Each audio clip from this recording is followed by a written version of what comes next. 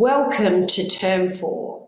It's important to remember that in November you will be completing an end-of-year standardised reading assessment and spelling assessment. When someone in the school registered for the downloadable tracking sheets at the beginning of the year, there were 2 tracking sheet sets that would have been downloaded. Number one, that you should be quite familiar with by now, has your Term 1, your Term 2, your Term 3, your Term 4 tracking process, as well as right at the very end of that screen, where are students basically exiting? Early November, before you engage in reports, what is their spelling age? And how does that compare with 12 months ago, early November? What was their spelling age there? The school would also have received a set of tracking sheets that provides longitudinal information. A student in foundation finished the year at -6 years of age on this particular standardised test, scoring 12, didn't score. But at the end of year 1, scored 7 years 2 months, end of year 2, 8 years 6 months, end of year 3, 9 years 6 months, and so on. So tracking that annual end of year performance, ideal for report time, because you can explain to parents how much progress was made over the last semester or the last school year. And also, how do these students compare with their age match peers? Are they on track? Are they exceeding, or are they behind? Importantly, you receive feedback on your teaching, and particularly how much progress is basically being made by your Tier 1 students, your Tier 2 students a little bit behind, Tier 3 significantly behind. All Tier 1 and basically all of Tier 2 students should achieve a minimum of a 12-month increase in reading and spelling ability for 4 terms at school. Your Tier 3 students, significantly behind their age match peers, are going to be more difficult to achieve that 12-month increase in ability. Which standardised assessments? There is a frequently asked question, quite a popular frequently asked question, available on the PLD website. We do not advise on which assessment, that is for the school to choose. Our preference is a spelling age and a reading age rather than a stay 9. Let's talk about progress. There is a time when you open out your spreadsheets and you start to look at, from last term to this term, am I getting the progress that I'd be anticipating for my Tier 1, 2 and 3 students? I've got a really nice plan here, but data's only data.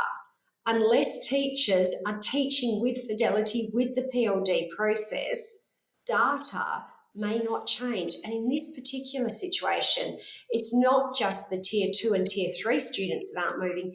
Across the board, most students are not making much progress. It's important to recognise your Tier 3 students and some of your Tier 2 students are going to be tricky to move because there's a range of complications there. Some schools and some teachers actually have success with their Tier 2 and Tier 3 students, not as much growth in their learning, but they are moving. But PLD provides an opportunity for you to recognise what are the complications, and the complications mean we need to be more systematic, more repetitive, more intense with our teaching than just our Tier 1s, which is good feedback for us because then we can adjust our process. It is these students here, Tier 2 and Tier 3, that particularly will need additional processes to the general whole class process. Number one, it is imperative to make sure that you are implementing PLD with fidelity and not choosing your own journey. And otherwise, picking, choosing, doing bits of PLD, we only run it on certain days, we're not doing the 5-day, 30-minute process, well, your results are probably going to reflect that you're not implementing PLD with fidelity. So that's number one. But in addition to that, there are other factors. The focus might need to be narrowed for these students. There needs to be also a systematic focus on reading, not just the spelling lists, because reading starts to move quicker than spelling, and then the reading on the move can then start to pick up the spelling and writing. Collaboration, if you're lucky enough to collaborate with parents and caregivers, because a lot of schools, once there's a delay, we need home and school working systematically together, because with the crowded curriculum, it's very difficult for school to take on all that responsibility. And we know for some of the students in your care, that is not a possibility. It is on in-school time. That is the only grounds that we've got to move students. Some students are going to be tricky to move, and we will require collaboration with specialist services. We will need assessments to identify what is going on with particular students. So, as I've said, reading should move. Reading is easier to get students to progress through than those resistant, seemingly intractable spelling problems that do exist for certain students. Quick fidelity reminders. Number 1, your lesson block is going to start on a Monday, Tuesday, Wednesday with a daily review. And what are we going to focus on in the daily review? The last 3 or 4 weeks' content.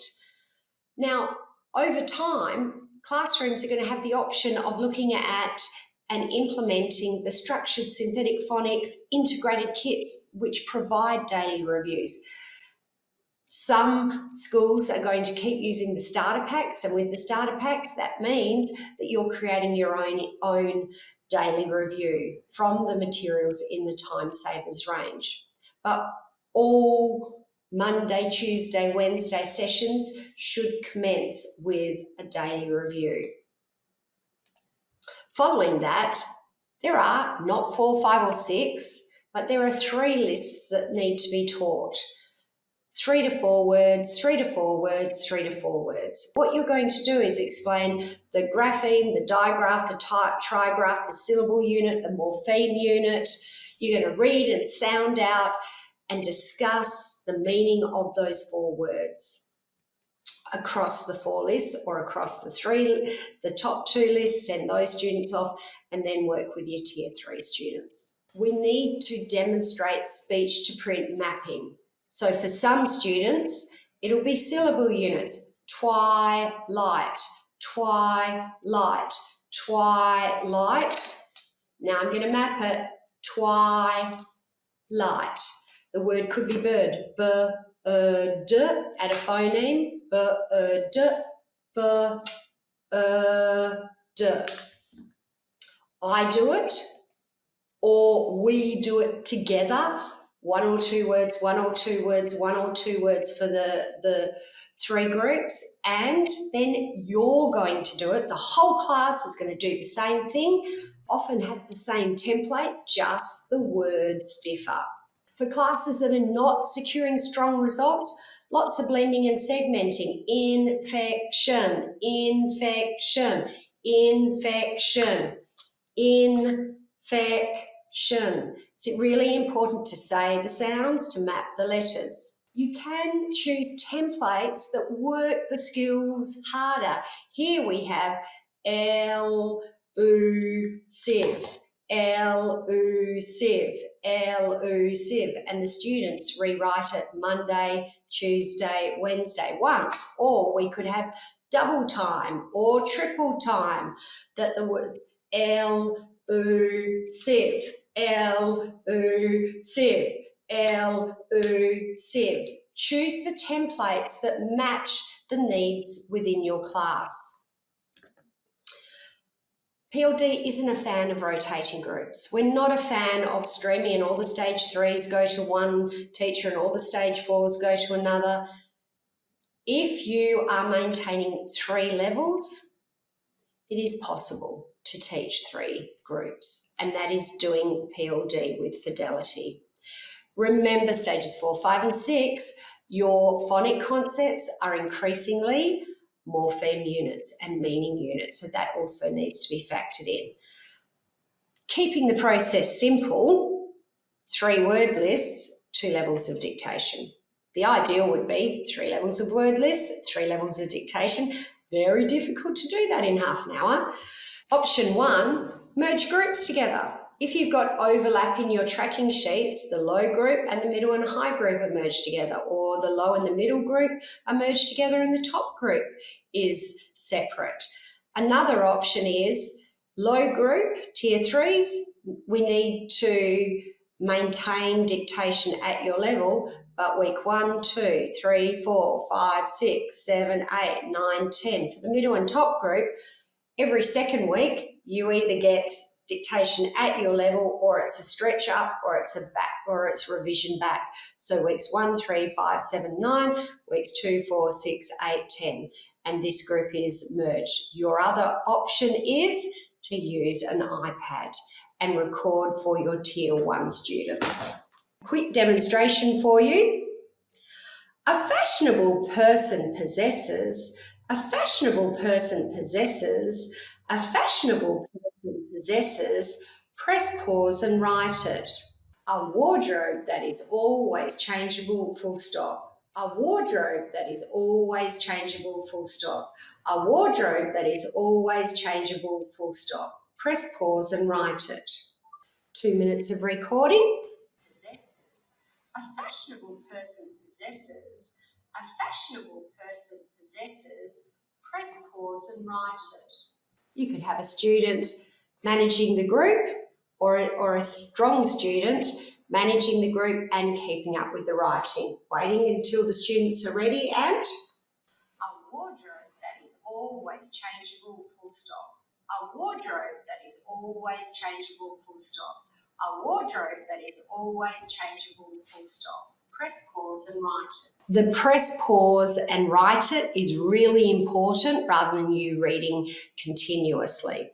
For weaker students, they need that repeated reading multiple times before engaging in dictation, and also often 3 words. Repeat 3 words, 3 words, 3 words, 3 words, 3 words. Lots of repetition. Hold it in their memory.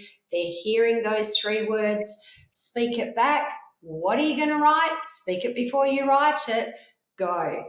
And a slower pace of dictation.